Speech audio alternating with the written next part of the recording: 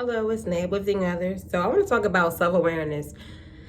I feel like this is important to anyone that has gone through any type of trauma or anything. So I have some key points I want to talk about. So I have my handy dandy notebook, so I'll be looking down.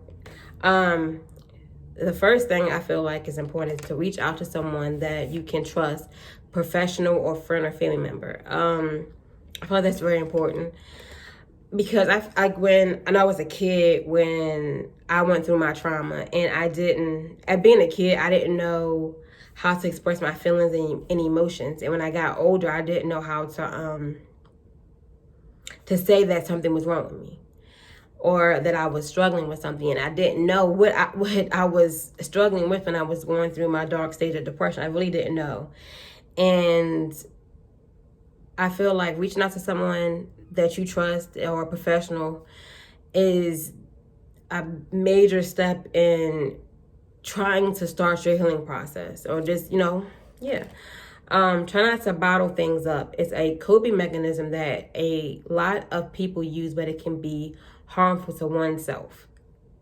I know that for a fact because I bottle things up. It's not okay. I mean, I'm not saying, okay, you do it because I feel like, of course, it's a coping mechanism, but bottling things up can cause an explosion of emotions, feelings, of course, anger, and it can lead to so many other destructive things. So bottling things up is not good to do. Don't blame yourself. Someone else's actions is never your fault. It's never your fault. Whatever you've been through, it doesn't matter if it was like sexual abuse, domestic violence, emotional, mental, anything you've ever been through, like any type of trauma, it's never your fault. Never. How to be more aware of yourself. Okay, so I'll give you some examples. Like to know yourself is to if you're more withdrawn than usual. Lack of interest in things that you normally enjoy.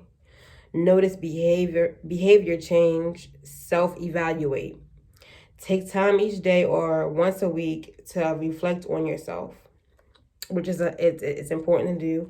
How did that day or week go? How was your interactions with others?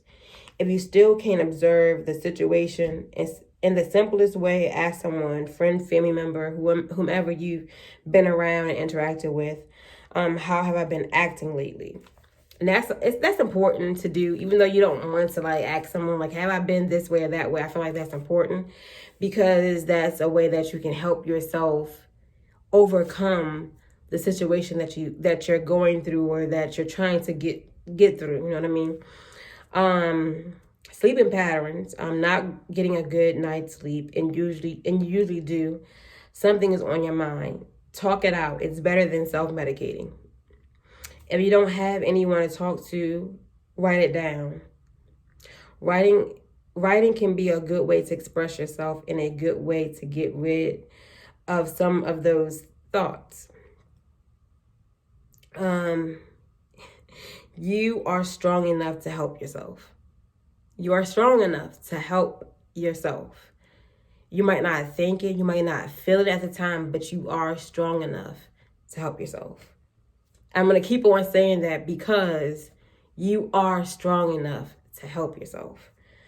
Self-medicating is never a good option. If you are doing that and you feel like you're controlling it now, it won't be the case one day.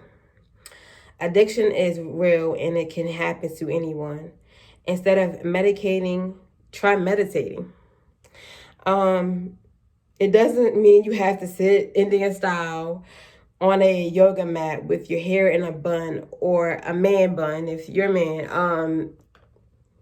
Just meditate. Self-medicating is not okay.